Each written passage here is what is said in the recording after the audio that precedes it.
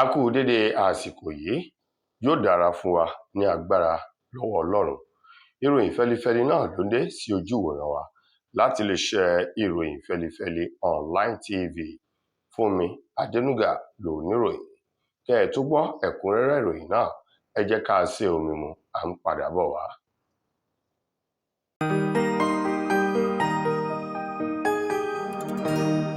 Ìròyìn fẹ́lifẹ́li TV, àjààbálẹ̀ làwọn ìròyìn ti wà, máa wò lóòrèkóòrè.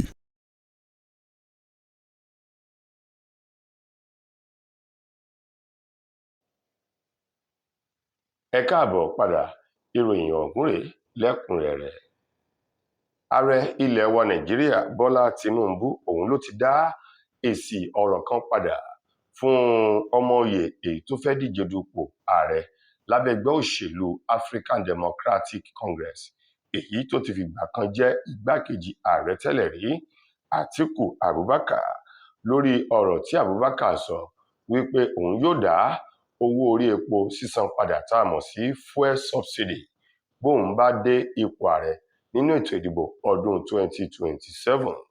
Gẹ́gẹ́ bí ààrẹ Bọ́lá Tinubu ti dá èsì ọ̀rọ̀ náà padà ní Ọjọ́bọ̀ ọ̀sẹ̀ yìí nílùú Àbújá nílùú Ọba, ló ti ṣe àpèjúwe ọ̀rọ̀ tó ti ẹnu Atiku Abubakar jáde gẹ́gẹ́ bí ọ̀rọ̀ aláìmọ̀kan nínú ìjọba àti nínú ètò ọrọ̀ ajé. Tinubu èyí tó sọ wípé ọ̀rọ̀ yìí kìí ṣe ọ̀rọ̀ èyí tí ọmọ Nàìjíríà gbọ́dọ̀ tẹ́tí sí, nítorí gbogbo ọ̀nà ńlá Atiku Abubakar ló ń wá láti lè dórí ipò, ṣùgbọ́n tí ò ní òye, kò sì ní ọgbọ́n àti ọ̀nà tá à ń gbà ṣe ìjọba láti tò ìlú. Ààrẹ Tinubu tẹ̀síwájú wípé síwájú kóun tó dórí ipò gẹ́gẹ́ bí ààrẹ ní ọjọ́ 29 oṣù karùn-ún ọdún 2023 tí wọ́n búra fún òun, ó ní àwọn ìpínlẹ̀ tó ń lọ bíi 27 ní ìpínlẹ̀ tí ò lè rówó oṣù àwọn òṣìṣẹ́ ìpínlẹ̀ wọn san, bẹ́ẹ̀ sì rèé tí wọn ò lè san owó oṣù àwọn òṣìṣẹ́ fẹ̀yìntì lẹ́nu iṣẹ́ ọba. Ó ní lẹ́yìn tóun kéde yíyọ ẹ̀kún owó orí epo, ìyẹn subsidy, ni àwọn owó tí ń yọ sílẹ̀ tí orílẹ̀-èdè Nàìjíríà náà lè dá àjọ tí wọ́n sì lè dá owó inú kólò olówó èyí tó yẹ kí wọ́n máa kó dànù sórí subsidy làwọn bẹ̀rẹ̀ sí ní san fún gbogbo àwọn ìpínlẹ̀ wọ̀nyí. Ó ní lójúmọ́ tó mọ́ yìí, kò sí ìpínlẹ̀ kankan tó ń jẹ àwọn òṣìṣẹ́ ìpínlẹ̀ rẹ̀ lówó oṣù, bẹ́ẹ̀ owó ìfẹ̀yìntì kálukú àwọn òṣìṣẹ́ fẹ̀yìntì lẹ́nu iṣẹ́ ọba ló ń gba owó wọn lóṣooṣù bó ti tọ́ àti bó ti yẹ. Lákòótán, Tinubu ní ọ̀rọ̀ tó tẹnu Atiku Abubakar jáde jẹ́ ọ̀rọ̀ àgọ̀ ẹni tí ò gbọ́n tí ò sì ní àfojúsùn àtojúwòye bá a ti darí orílẹ̀-èdè.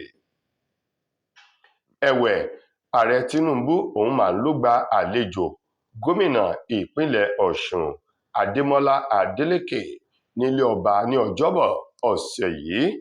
Gẹ́gẹ́ bí ìròyìn ọ̀hún ti jáde, wọ́n ní gómìnà Adélékè òun ló tẹ ọkọ̀ létí o láti lọ rèé fi ìwé ẹ̀rí òwẹ̀ oyán kankan ó perégedé nínú ìdìbò tàwọn gómìnà tó wáyé ní ìpínlẹ̀ Ọ̀ṣun lópin ọ̀sẹ̀ tó kọjá tí ṣe ọjọ́ 15 oṣù kẹjọ ọdún tá a wà nínú rẹ̀ yìí. Sàbùké èyí tí àjọ elétò ìdìbò lẹ́wà tí wọ́n fún gómìnà Adélékè gẹ́gẹ́ bí ọmọoyè tó já ewé olúborí ti ẹgbẹ́ òṣèlú Àkọọ̀dù sí ipò gómìnà fún ti sáà ẹlẹ́ẹ̀kejì, ìwé ẹ̀rí òwẹ̀ oyán kankan ti INEC yìí òun ni gómìnà Adélékè lọ rèé jábọ̀ rẹ̀ fún ààrẹ Bọ́lá Tinubu láti lè fi wọ́n kí Tinubu náà sì lè mọ̀ wípé ọmọlúàbí èyí tó gbẹ́kẹ̀lé, èyí tó gbangba sùn lọ́yẹ́ àtòfiṣẹ́ ogun rán òun ni Adémọ́lá Adélékè jẹ́ o. Nínú ọ̀rọ̀ Tinubu, inú Tinubu dùn tó sì kí kú oríire. Tẹ́ ẹ bá gbàgbé, nǹkan bí aago 2 ìdájí òru ọjọ́ Sunday tó kọjá tí ṣe ọjọ́ 16 ni Tinubu ti gbé aago tó ti pe Adélékè tó kú kí oríire fún tó jáwé olúborí sí ipò gómìnà fún sáà ẹlẹ́ẹ̀kejì lẹ́ẹ̀kan sí ní ìpínlẹ̀ ọ̀hún o. Wàyí o, wọ́n ní etí tó bá gbọ́ àlọ dandan báyìí ni kó gbọ́ àbọ̀. Ìdí rèé tí Adélékè lọ rèé kí ààrẹ Tinubu tó sì mú sàbùké ti INEC náà tó lọ rèé fún Tinubu o láti jábọ̀ fún. Tinubu ní èyí fi hàn wípé ètò ìṣèjọba àwarawa tí í ṣe democracy ó ti ń so èso rere nígbà tó jẹ́ pé ẹgbẹ́ míín ló wọlé ní ìpínlẹ̀ Ọ̀ṣun tí kì í ṣẹgbẹ́ òṣèlú ti ààrẹ gangan. Lákòótán, Tinubu ní òun rọ Adeleke láti kó gbogbo àwọn èèyàn ìpínlẹ̀ Ọ̀ṣun mọ́ra, pàápàá jù àwọn tí wọ́n jọ ta kàngbọ̀n láì fi ti ipò àti ti òṣèlú ṣe, kí wọ́n lè tukọ̀ ìpínlẹ̀ Ọ̀ṣun lọ sí ìpele èyí tó dáa, kí ìfẹ́ tó yè koro kó sì wà láàrin gbogbo wọn.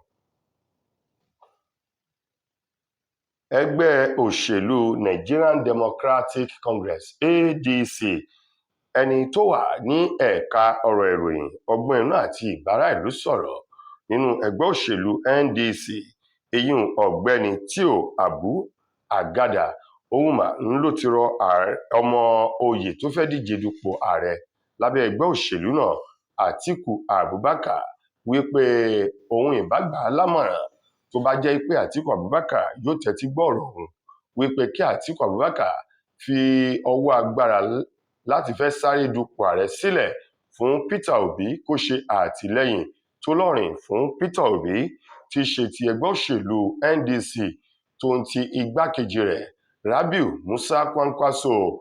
Ó ní Atiku Abubakar nínú àwọn tí wọ́n ní òye tán sì lọ́jọ́ lórí nínú òṣèlú lórílẹ̀‐èdè yìí.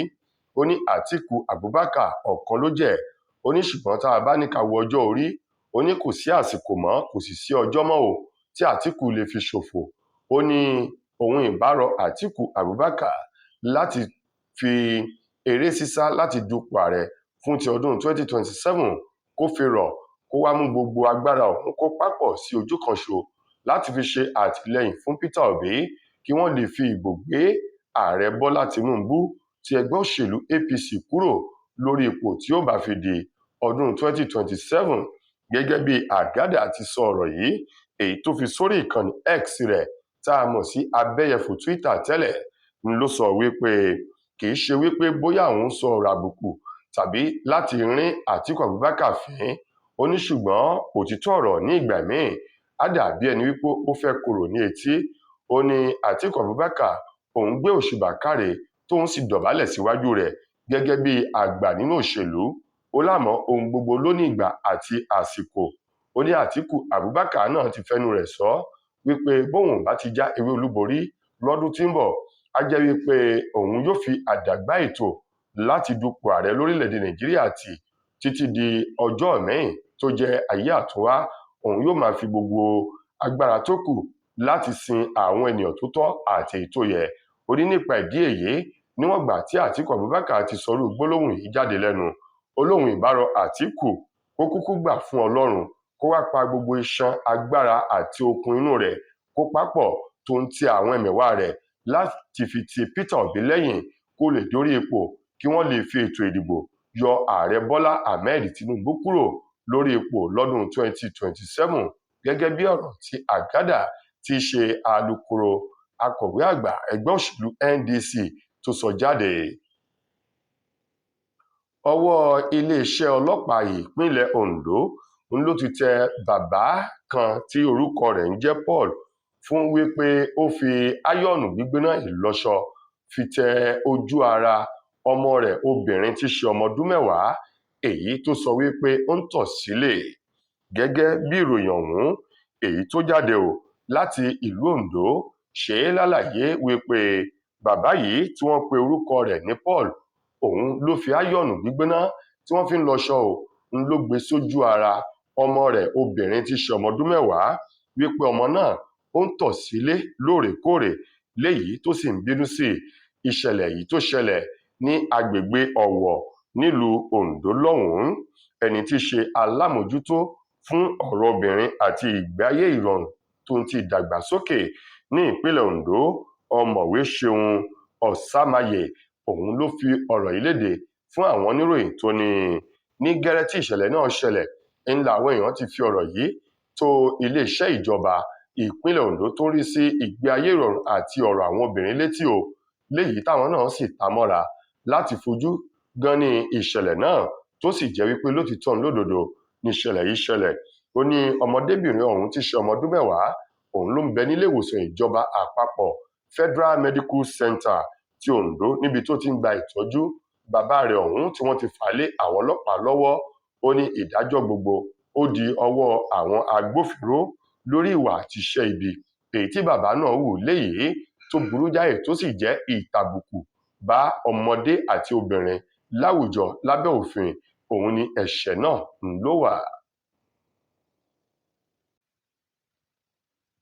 Ní àkótán nínú ìròyìn wa fún ti tòní, ọ̀kan nínú àwọn olórin ọmọ ilẹ̀ wa tí ń kọrin tàkasùfé, David Adeleke tí gbogbo èèyàn mọ̀ sí Davido, òun ló ti sọ wípé nígbà tóun yóò bá fi pé 40 ọdún òun yóò fi àdàgbà orin tì síbì kan láti fi àyè sílẹ̀ fún àwọn ọ̀jẹ̀wẹ́wẹ́ lágbolé orin èyí tí ọjọ́ orí wọn tó wà lábẹ́ 20 ọdún káwọn náà kan lè rọ́wọ́ mú kan lè mókè.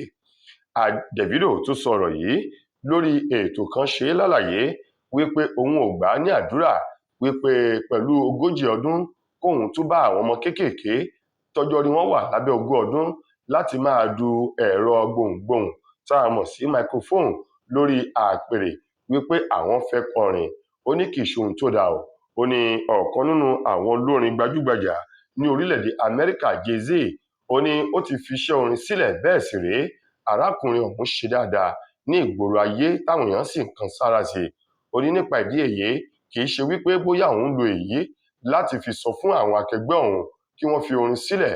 Ó ní ìlú gángan ń lọ̀rọ̀ ilé ayé, ohun tó kọjú sẹ́nìkan yóò kọ̀yìn sẹ́lòmíì, àti wípé èyí wù mí èyí ò wù ọ́, òun ni ọ̀rọ̀ ilé ayé o.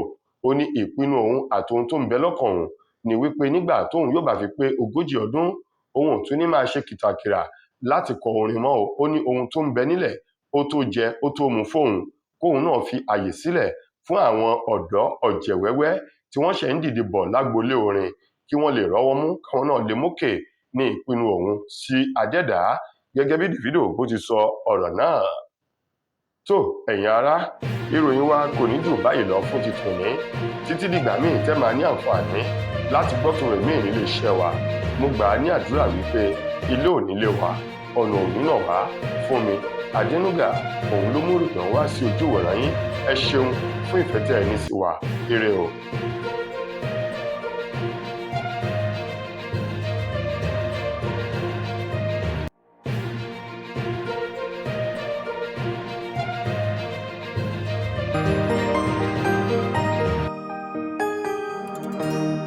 Ìròyìn Fẹ́lifẹ́li TV àjààbálẹ̀ làwọn ìròyìn ti wà. Máa wò lóòrèkóòrè.